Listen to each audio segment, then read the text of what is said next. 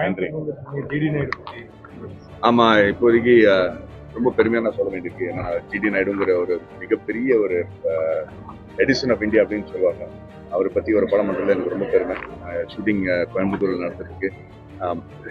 கிட்டத்தட்ட 40 நாள் shooting. So அதை முடிச்சுட்டு ரொம்ப பெருமையோட அந்த படத்தை ரிலீஸ் பண்ணுவேங்கிற நம்பிக்கை எனக்கு இருக்கு.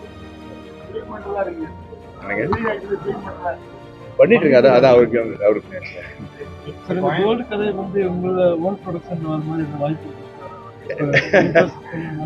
ஏன் அது பேசுறோம். நல்ல ஐடியாவா இருக்கு. நீங்க சொன்ன ஐடியா நல்லா இருக்கு. அதை வந்து ட்ரை பண்ணிடுவோம்.